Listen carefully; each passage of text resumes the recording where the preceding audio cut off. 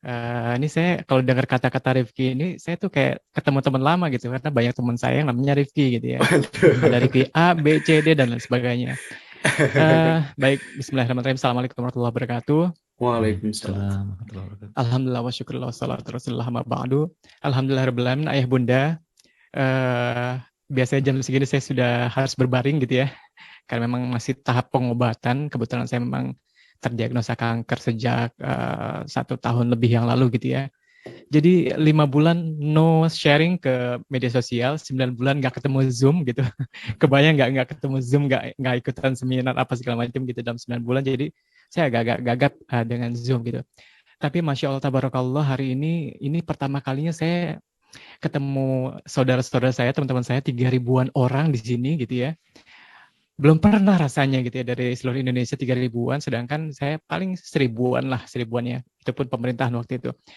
Ayah bunda, tema saya hari ini adalah tentang ketika orang tua berteriak dalam mengasuh gitu. Apa yang terjadi ya gitu ya. Di samping ruangan saya ini ada bundanya anak-anak, dan anak-anak saya sedang sedang ini ya, katanya nobar gitu. Saya dipantau dipantau banget ya sama mereka gitu ya. Ketika saya bilang, ayah mau seminar, mau webinar, judulnya ini kan ayah dulu pernah melakukan ini gitu. Oh iya ya, saya langsung, aduh astagfirullahaladzim, ya Allah, apa namanya, pernah melakukan ini gitu ya. Terus saya bilang, ayah sekarang masih nggak melakukan itu? Sekarang sih udah enggak gitu ya. Alhamdulillah ya Allah. Saya selalu evaluasi apa yang salah dari apa namanya tindakan saya ke anak-anak saya. Baik ayah bunda, mungkin waktunya juga nggak banyak. Saya izin screen aja dulu. Seperti yang tadi saya bilang, ketika orang tua berteriak dalam mengasuh, saya berusaha untuk coba meramunya dalam apa sih namanya, dalam koridor psikologi keilmuan saya gitu ya. Mungkin masih banyak harus belajar gitu ya, di saat otak ini dimatikan oleh kemoterapi yang lama gitu ya. Saya harus belajar banyak juga untuk bisa menyampaikan dengan baik dan belajar dari teman-teman semua gitu. Baik, ayah bunda sekalian, kalau dibilang gitu ya, kalau dibilang pernah nggak berteriak? Pernah gitu ya. Tapi apa iya kita nggak mau berubah gitu ya? Karena dampaknya bukan hanya pada anak-anak kita, tapi pada kita gitu ya. Banyak banget. Kalau dulu-dulu nih ketika saya masih praktek ya, 9 bulanan yang lalu ketika saya masih praktek, banyak banget yang merasa bahwa orang tua saya nggak asik gitu ya. Ujung-ujungnya bilang kayak gini, kalau aku boleh pilih ya, aku pengen bapakku tuh kayak Hilman aja. Terus ibunya, ya nggak apa-apa lah ibu yang sekarang gitu ya. Saya bilang, oh begitu ya. Emang yang kamu maksud orang tua itu yang asik tuh yang kayak gimana gitu ya. Ya biasalah so asik ya, di ruang konsultasi so asik, karena memang tuntutan profesi gitu ya. Baik, ayah bunda, kalau ada pilihan berteriak, kenapa sih kok sampai kita berteriak gitu ya? Kenapa gitu? Sampai maunya kita berteriak gitu. Eh, Pertama, suka apa enggak suka? Atau ini kenyataan atau bukan? Maksud kita apa sih? Pengen ngontrol anak kan ya? Diam, diam. Awas kamu. Astagfirullahalazim. Jangan kayak gitu. Kenapa sih gitu ya? Itu kan pengen ngontrol anak. Stop, stop, stop. Ayo, ayo, ayo, ayo. Awas ya gitu ya. Ini ayah, anak saya pasti ketahuan yang tanya kayak gini gitu ya. Untuk mengontrol anak, tapi terkontrol nggak? Nanti kita omongin gitu ya. Yang kedua adalah ingin instan, cepat beres gitu ya. Aduh, mama udah mau ke kantor nih. Astagfirullahaladzim, bapak udah di motor ini. Bapak udah di mobil, cepetan, cepetan gitu ya. Ingin instan, cepat beres. Padahal nggak bisa. Tahapan berpikir mereka belum sampai, pemahaman mereka belum sampai. Saya ingat anak saya dulu ketika saya masih suka ngomel-ngomel, paham nggak sih nak gitu, paan ayah, paan ayah. Saya bilang, ya Allah, ngomongnya aja masih paan bukan paham, bagaimana kita bisa merasa bahwa beliau paham? Allahu Akbar. Saya banyak dosa, jadi saya mau apa sih namanya, meramu materi ini supaya ya Allah, semoga ini apa ya, menjadi penggugur dosa saya lah paling enggak gitu ya. Jadi ayah bunda nggak bisa instan. Semua butuh proses, semua butuh tahapan gitu. Kalau dalam pendidikan itu ada yang namanya law of readiness gitu ya.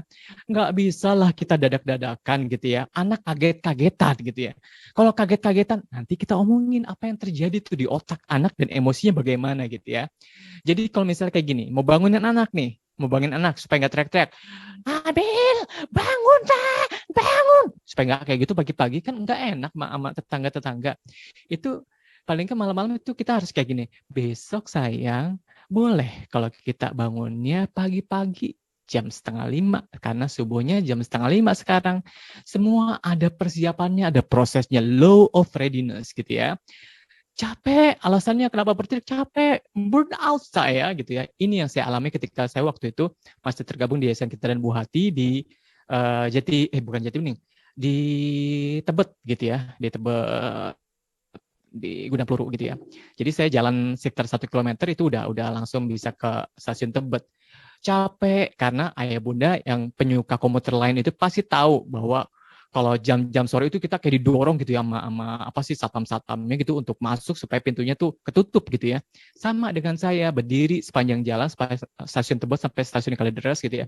Sampai rumah capek gitu ya. Capek di kantor, capek di jalan gitu ya. Ditubruk pula sama dua anak ini, buk gitu ya. Ayah gitu ya. Saya bilang, aduh, ini lagi capek malah tubruk gitu ya. Tapi akhirnya saya bilang gini, ini kan kejadian tiap hari. Pilihannya saya mau berubah atau enggak gitu ya. Akhirnya saya bilang gini, pilihannya apa ya untuk berubah ya? Oh, saya melakukan ini aja relaksasi. Jadi saya sambil bergelantungan di apa namanya di kereta itu Allah, saya rilis emosi saya, emosi negatifnya saya rilis, itu bisa kok gitu ya. Nggak usah susah-susah lah. Suatu saat mungkin saya akan sharing tentang bagaimana merilis emosi gitu ya. Tapi mungkin bukan di sini waktunya karena saya cuma punya waktu sekitar 15-an menit gitu. Jadi capek burnout itu masalah kita di luar. Bisa kok diatasin gitu. Ayo gubrak, gubrak gitu. Ya masih ada lah tenaga dikit untuk peluk-peluk, untuk ngobrol-ngobrol gitu ya. Jadi nggak ada alasan kalau capek burnout, terus kita berteriak gitu, itu masalah kita gitu. Terus yang berikutnya adalah frustasi. Saya banyak banget ayah bunda ngelihat orang-orang tua gitu ya. Udah gini aja di ruang konsultasi, nggak tahu, suami juga nggak peduli, tatapan kosong, udah nggak tahu, frustasi itu kan merasa terhambat ya, merasa kepotong, udah nggak tahu mau ngapain lagi.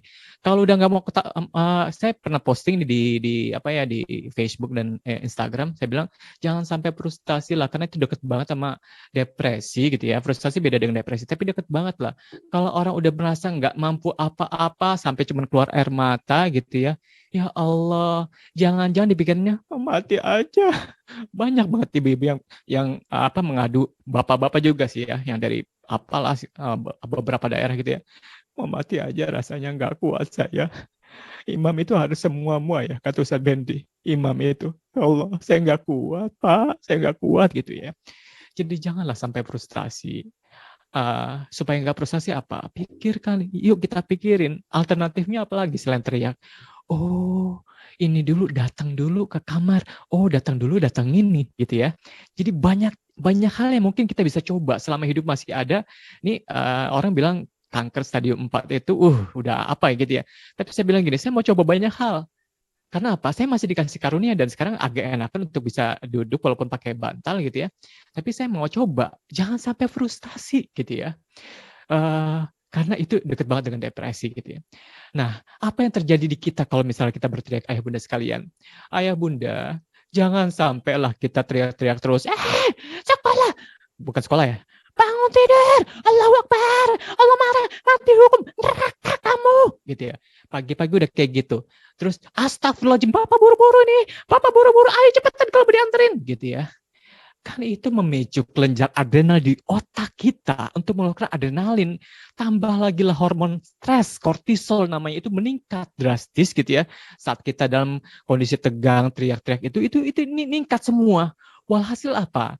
Ayah bunda, itu kortisol yang meningkat, hormon stres yang meningkat gara-gara adrenalin meningkat nih, gara-gara kelenjar adrenal itu aktif banget gitu ya. Kekebalan dan daya tahan tubuh kita menurun. Jadi kalau ayah bunda sering pilek, sering flu, itu kan tentang daya tahan tubuh. Ada apa? Look into ourselves gitu ya. Jangan sampai kita, ini sakit. Saya pernah ngerasain itu ayah bunda. To be honest, saya pernah. Kenapa sih pilek mulu? Pas saya kanker sekarang gitu ya. Terus apa namanya? Ketika pokoknya kalau saya udah rubah ya, ketika saya lupa kapan saya berubah gitu ya. Saya berusaha untuk berubah dan coba itu walaupun kecolongan sedikit-sedikit. Saya alhamdulillah jarang tuh flu, pilek, apalah segala macam gitu ya. mah juga jalan, kalau bukan karena kemo mungkin insya Allah nggak mah gitu ya. Ini karena kortisol berlebih di tubuh kita gitu ya. Jadi ini yang terjadi di kita. Apalagi kalau ayah bunda sudah seperti saya, usia di atas 40, sebenarnya sih 35 ya. Sebenarnya 35 ke atas, tapi saya kepala 4 gitu ya. Kalau sudah di atas 35, hati-hati gitu ya. Waspada, kenapa akan terjadi midlife crisis gitu, krisis paruh baya gitu loh. Saya belajar banyak dari Bu Elirisman, bunda saya gitu ya. Saya bilang gini, oh begitu ya midlife crisis ya. Jadi ketika kita midlife crisis, kalau anak-anak remaja itu hormonnya membludak, kita menurun. Terus pribadi kita itu retak-retak gitu ya. Apa-apa kejadian di masa lalu yang nggak selesai di kita, itu muncul ke permukaan. Dulu juga kamu begitu, aku nggak begitu, aku nggak digituin dulu. Kamu ya dari dulu emang kayak gitu. Itu sama pasangan biasanya kayak gitu. Terus sama anak, ayah nggak pernah ya kayak gini-gini nih ya. Dulu ayah juga dilakukan kayak gini. Ayah disabet malah. Kamu masih mending cuma diteriakin doang. Itu jadi sering muncul. Karena apa? Krisis paruh baya. Jangan-jangan menghadapi kita midlife crisis gitu ya. Jadi kita masalah, anak-anak kita juga masalah gitu ya. Nah, itu kita sedikit, padahal masih banyak lagi. Jadi saya harus meramunya supaya rapat-rapat gitu ya. Bagaimana dengan anak-anak kita, ayah bunda? Pernah dengar, pernah baca buku dari Lisa Elliott, What's going on in there, gitu ya. How the brain and mind develop in first 5 years of life. Ini cita-cita saya ini bikin buku tentang 7 tahun pertama, 5 tahun pertama gitu ya, golden age. Karena ini dasarnya banyak anak-anak yang saya tangani itu bermula dari kesalahan pengasuhan di 7 tahun pertama gitu ya. Jadi ceritanya gini, Lisa Elliott itu seorang neurobiologist gitu ya. Dia iseng gitu ya, meneliti tentang anaknya, dipasang elektroda yang sambungan itu terbuat dari emas gitu, menyambung ke komputer gitu, dipasang ke bayinya sendiri gitu ya. Dia pengen tahu kenapa sih, ada apa dengan menyusui, terus disusui lah gitu ya, si bayi Julia, namanya Julia ini. Julia disusui gitu. Dia lihat di komputer gitu ya, di komputer itu ada sinaptik sel-sel saraf gitu ya. Sel-sel saraf yang bersambungan itu membuatnya menjadi indah ketika anak diasuh dengan baik. Ya namanya juga bayi ya. Ditendanglah salah satu kabel elektroda dan copot gitu salah satu ya. Ampun Julia, kamu merusak penelitianku. Kan masih ada tuh elektroda lain. Itu kelihatan di situ menggelembung lah di layarnya itu dan pecah gitu ya. Itu satu teriakan aja. Bagaimana dengan teriakan yang kita lakukan sehari-hari? Astagfirullahaladzim. Ini look into myself gitu ya. Astagfirullahaladzim. Saya harus membayar itu gitu ya. Belum kisah Hasan dengan Ummu Al-Fadl gitu ya, pengasuhnya ya. Hasan itu cucu Rasulullah gitu ya. Suatu ketika Hasan mengencingi Rasulullah. Mengencingi Rasulullah kalau nggak salah ya. Terus direnggutlah sama Ummu Al-Fadl gitu loh, dengan kasar gitu loh. Lalu Rasulullah bilang apa? Baju yang dia kencingi bisa dicuci, tapi apa yang bisa membersihkan jiwanya yang kau renggut dengan kasar? Masya Allah. Kalau penelitian benar mah sesuai lah dengan apa yang kita pelajari dalam agama kita gitu ya. Ummu Al-Fadl nggak jauh beda dengan kisah Lisa Elliott gitu ya. Jadi itu yang terjadi. Apa yang terjadi dengan anak-anak kita ketika kita berteriak? Satu, teriakan membuat anak-anak cemas. Bagian otak mendeteksi ancaman dan bahaya itu cenderung lebih aktif gitu ya. Jadi kelenjar adrenal, terus batang otak lebih aktif dan sebagainya. Walhasil jadi cemas gitu ya. Nah cemas itu membuat pikiran jadi serba salah. Kamu paham nggak? Apa yang tadi papa? Apa yang tadi ayah bilang? Nggak tahu apa ya tadi aku nggak tahu gitu ya. Pikiran jadi serba salah, perilaku pun serba salah. Kenapa cemas? Cemas membuat anak-anak kita begitu. Pernah ngalamin nggak? Saya pernah, ayah bunda. Saya bukan psikolog yang terus manusia sempurna mentang-mentang psikologi terus belajar parenting, enggak lah. Saya cuma menekankan gini, yuk kita belajar lagi, perbaiki lagi. This is a process gitu ya. Ayah bunda tahu kenapa pikiran serba salah, perilaku jadi serba salah. Saya mau cerita sedikit tentang otak di sini ya. Ini ada namanya amigdala. Amigdala itu regulasi emosi. Nanti dia kalau regulasi emosinya mau baik tuh dia bekerja sama dengan prefrontal cortex. Tapi harus memberikan waktu untuk berpikir dulu karena prefrontal cortex itu lambat. nggak secepat amigdala yang responnya responsif gitu ya. Nah, amigdala kalau ayah bunda lihat di sini nih, itu di sini itu satu jalur dengan yang namanya ini hipokampus. Bacalah hipokampus itu apa? Cognitive function, fungsi kognitif gitu ya. Itu berkaitan dengan pikiran loh gitu ya. Jadi kalau marah-marah anak-anak bermasalah gitu ya dengan kognitifnya, karena dia satu jalur nih amigdala dengan hipokampus.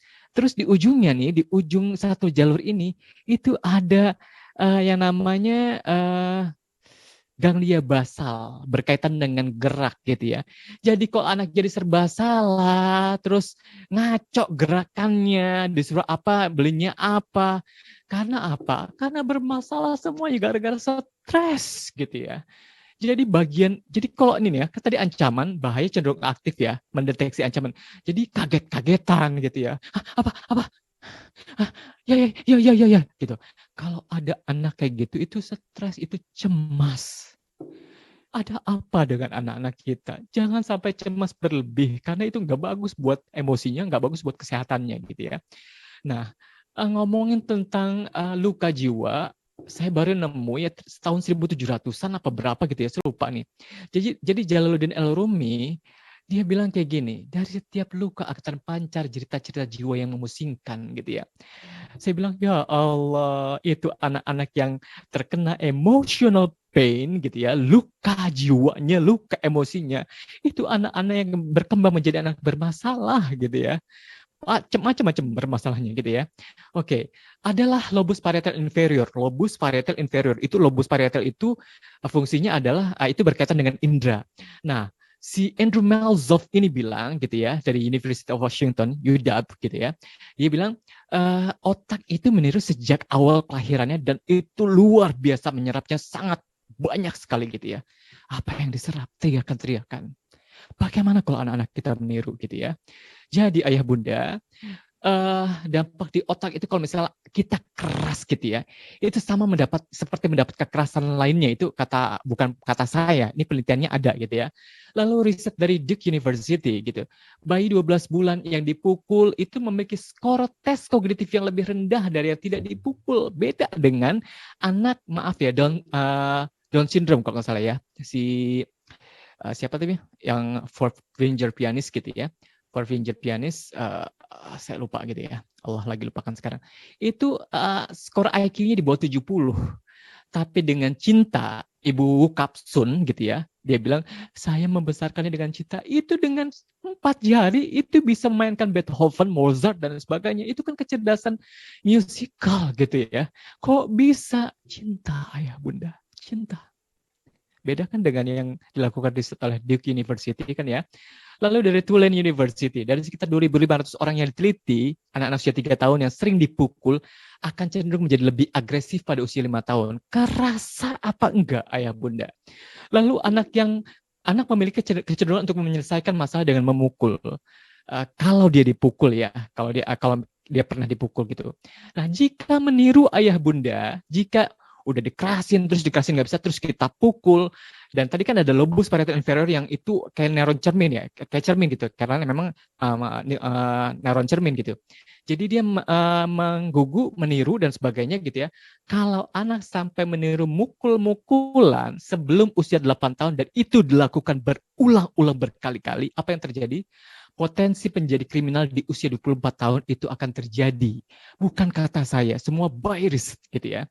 Ayah bunda yang dirahmati Allah dan teman-teman sekalian, sesungguhnya ketika anak kita dipukul atau diteriakin dulu deh ya, itu yang terjadi adalah kan cemas ya. Anak-anak itu cemas, tertekan gitu ya. Apa yang bisa diharapkan sih dari cemas dan tertekan? Stanley Schachter bilang, anxiety producing situation gitu ya. Cemas itu needs someone or some apa ya, something lah ya, somebody atau something. Somebody siapa? Nggak tahu. Mungkin ya orang-orang yang bisa menenangkan, temannya, TTM, teman tapi mesra, atau sugar daddy dan sebagainya, bisa menenangkan di jiwa dia deh, gitu ya. Terus kalau something apa? Gadget. Karena gadget memicu dopamin, zat bahagia di otak gitu ya. Itu yang membuat mereka akhirnya suka lama-lama misuse, abuse dan addictive gitu ya, kecanduan gitu. Terus sesungguhnya ketika anak dituntut bereaksi cepat, Jangan heran kalau, ayo cepat, cepat, cepat. Astagfirullahaladzim, ya Allah. Kenapa kamu begini banget sih? Allahu Akbar. Cepat, kenapa sih? Itu kenapa anak bisa jadi lelet? Kenapa prokrastinasi? Sesungguhnya di otak anak, itu ketika itu kan hormon-hormon jelek tadi sedang banyak-banyak ya. Dia butuh menenangkan jiwanya supaya apa? Mengendalikan diri. Jadi itu membuat dia lambat, prokrastinasi gitu ya. Malas, kesannya malas gitu ya. Kelihatannya malas, padahal apa? Sedang menenangkan jiwanya ya Bunda. Karena nggak nyaman dengan kondisi kayak gitu loh. Lalu apa yang terjadi kalau dipaksa, marah, benci, menghindari tanggung jawab? Pernah lihat nggak anak-anak yang nggak mau, bukan aku, jangan aku nggak mau gitu. Itu yang biasa disalah-salahin, dipaksa, diomel-omelin gitu ya. Lalu kalau anak diperlakukan gimana? Anak jadi kurang percaya diri, ini mah udah sering dibahas di parenting lah ya. Kalau anak disiksa secara fisik, apa yang terjadi? Merendahkan harga dirinya, kepribadiannya terganggu. Anak-anak yang skizoid, skizotifal, anak-anak yang apalah segala macam gangguan-gangguan kepribadian dan gangguan kejiwaan. Ya Allah, bagaimana dengan pola asuhnya dulu? Masya Allah. Oke, anak bertingkah laku nggak semestinya, ayah bunda pasti ada alasannya. Satu, ingin tahu, caper, sakit, lapar, bosan, canggung. Kalau misalnya dia caper, apa capek, astagfirullahaladzim, ya Allah, tunggu ayah berteriak, ayah berteriak, baru kamu jalan. Jangan-jangan dia capek, jangan-jangan dia lapar, tapi kosakatanya minim karena kita jarang ngomong sama anak-anak kita. Masya Allah. Butuhnya kita diskusi kenapa bunda-bunda itu mengasih di 2 tahun pertama dan banyak omong. Untuk apa? Melatih komunikasinya ayah bunda. Supaya apa? Anak punya kosakata, kosa rasa sehingga bisa menyampaikan. Dia nggak tahu, aku pusing. Pusing itu apa? Makhluk apa? Aku nggak tahu gitu ya. Jangan-jangan anak kita nggak tahu, aku capek ya gitu. Jadi dia cuma diem menatap wajah-wajah tegang di depannya. Masya Allah kan. Kalau kita nggak tahu gitu ya. Ingin ngetes orang tua, jangan ayah bilang, jangan bunda bilang gitu ya, gitu ya. Jangan-jangan kita melakukan reinforcement terhadap perilakunya. Jangan gitu ya. Kan senang tuh ada dapat respon gitu, memperkuat. Jadi kalau ada yang tanya ke saya, ini gimana anak saya suka ini, abaikan. Abaikan dulu selama dia belum paham, abaikan. Nanti ketika lagi tenang, itu baru kita ngomong, aduh tadi ayah lihat kayak gini. Menurut kamu gimana tuh? Boleh nggak melakukan itu? Kalau lagi tenang ya, inget loh, amigdala, terus tadi apa? Hippocampus cognitive function sama ganglia basal itu satu jalur. Jadi kita harus menenangkan emosinya dulu dengan positif gitu ya, sebelum kita kasih pemahaman gitu. Sekedar meniru imitasi gitu ya. Jadi jangan-jangan kita melakukan itu gitu. Atau nggak ada aturan di rumah, atau aturannya nggak jelas dan anak nggak paham gitu, atau ingin menunjukkan dirinya, merasa diri nggak berharga. Saya berkali-kali sampai save gitu ya. Ya Allah nak itu truk dihadang, mau apa sih? Truk challenge gitu ya. Apa dampaknya? Kan bisa ketabrak sampai mati yang kejadian beberapa hari yang lalu kan ya, sampai meninggal gitu.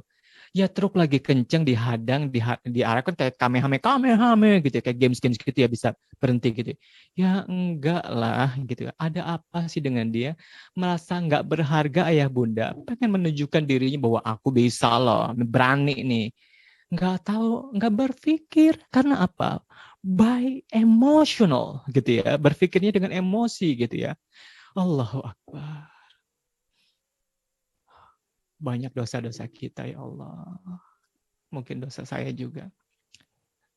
Banyak-banyak istighfar, menggugurkan dosa. Semoga kita bisa mengubahnya, ada kesempatan untuk berubah. 2 hari lalu, kemarin, suami dari teman baik saya meninggal ketika tidur. Nggak ada yang tahu. Nggak ada yang tahu kapan kita dijemput malaikat. Jadi selagi masih ada, mau sakit, mau sehat, dan sebagainya, manfaatkan itu. Karena Allah akan meminta tanggung jawab itu dari kita nanti. Jadi bagaimana ayah bunda? Beresin dulu urusan kita. Tadi kata Ahiron, beresin dulu urusan kita. Look into ourselves. Apalagi sudah 35 tahun ke atas, sangat rawan sekali terkena midlife crisis atau krisis paruh baya gitu ya. Yuk berubah sebelum anak berpaling dari kita.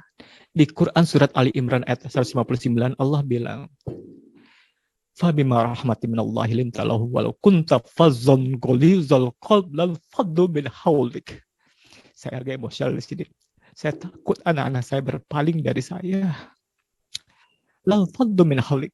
Kalau bukan atas rahmat Allah, mereka berdekat-dekat dengan kita. Kalau kita berkeras hati ya, walau kunta fazzan ghalidhal qalb. Kalau kita berkeras hati, lan faddu min hawlik. Mereka akan berhamburan dari kita. Lalu mereka akan belajar dari mana? Siapa yang kontrol? Berhamburan ke HP. Lihat apa kamu? Enggak lagi lihat apa-apa. Lagi ngechat, lagi ngeliat porno, lagi apa yang banyak terjadi. Atau mereka ke siapa, ke temennya. Banyak banget, Masya Allah. Karena mungkin saya di ruang-ruang praktek banyak menemukan itu, jadi saya pengen ngajak ayah bunda, yuk kita beresin yuk. Jangan sampai beresinnya udah gede, di atas 14 tahun, susah ayah bunda ngeberesinnya. Ibarat pohon sudah terbentuk, lihat lagi buku-buku perkembangan identitas versus kekaburan peran. Terjadi pembentukan identitas di usia remaja, di usia belasan tahun itu. Janganlah kita nunggu gede gitu ya. Cek bagaimana kondisi kita, sumbu pendek kah? Kalau sumbu pendek, ayo kita kontrol diri. Jangan responsif, tunda respon. Karena apa? Otak bagian depan ini, bagian kontrol, itu butuh waktu untuk bisa bersinergi dengan bagian emosi gitu ya. Jadi jangan responsif gitu. Pikirkan konsekuensi yang tadi kita sudah bahas sama-sama, tunda respon. Kenapa ayah bunda? Karena dampaknya luar biasa. Bagaimana nunda responnya? Dokter Skinner bilang, kita memerlukan waktu setidaknya 20 menit untuk menghilangkan efek stimulus nih. Ada stimulus apa? Gitu ya. Misalnya abang sama adanya. Ayah, bunda gitu ya. Itu kita kan udah bertanduk tuh. Pengennya kan pengen marah aja gitu ya. Astagfirullahalazim. Ada apa ini? Ada apa ini gitu ya. Pengennya kan begitu bertanduk gitu ya. Tapi tahu nggak ya bunda? Ketika 20 menit kita nggak respon dulu. Allahu Akbar, Bismillah. Datangnya gini, ada apa ini? Apa yang diributkan? Itu satu, datangnya dengan cinta. Yang kedua, 20 menit itu izinkanlah anak-anak kita melakukan resolusi konflik, berlatih tentang bagaimana menyelesaikan konflik. Ini butuh, karena mereka nanti berkonflik. Banyaklah yang datang ke saya itu ibu-ibu muda, bapak-bapak muda bilang kayak gini, saya mau keluar, bagaimana kalau saya keluar dari kerjaan saya? Gajinya lumayan sih 50 juta sebulan, tapi masih kecil lah buat saya. Saya mau cari yang lain aja. Kenapa? Itu biasa gencet-gencetan. Emang ada. Terus mau ngapain? Kan kita persiapkan di awal-awal perkembangannya gitu ya. Jadi kalau kita ambil alih terus, kapan anak kita belajarnya, ayah bunda gitu ya. Jadi memerlukan waktu 20 menit untuk melakukan efek stimulus gitu. Lalu yang kedua, cek pemahaman ayah bunda. Al-Ghazali bilang, perilaku perasaan yang salah karena ada pemahaman yang salah. Dari mana salahnya? Itu yang harus kita telusuri, lakukan family meeting gitu ya. Sudahkah memberikan pemahaman yang benar? Dengan cara apa? Dengan emosi positif gitu, datang, usap-usap. Abang udah tahu ini belum? Apa namanya? Kekerasan. Atau waktu itu saya bilang gini, apa sih? Ini tentang pelecehan. Abang udah tahu pelecehan seksual belum gitu ya? Apaan tuh ya gitu ya? Oh, jangan-jangan pemahamannya belum benar gitu ya. Jadi harus dibenarkan, tapi datangnya dengan emosi positif. Ingat, emosi positif itu akan membuat limbic system, si pusat emosi, membuka dirinya dan menghantar informasi ke tempat penyimpanan topi berpikir yang namanya cortex gitu ya. Dan memudahkan hipokampus untuk merekamnya, karena hipokampus berkaitan dengan cognitive function dan memorizing gitu ya. Jadi buka limbic systemnya dengan apa? Dengan cinta. Datang. Makanya jangan responsif, 20 menit dulu tunggu gitu ya. Kecuali kalau misalnya darurat gitu, anak udah main apa sih, pukul-pukulan, pisahkan dulu gitu ya. Mulut diam dulu nih, mulut nih. Mulut, tangan dulu, pisahkan dulu gitu ya. Oke, emosi positif membuat, kenapa dengan emosi positif ayah bunda?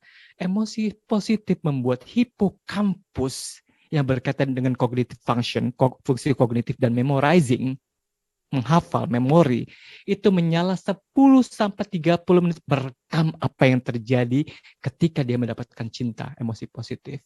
Bukan kata saya lagi. Journal Nature dari New York University gitu ya. Oke.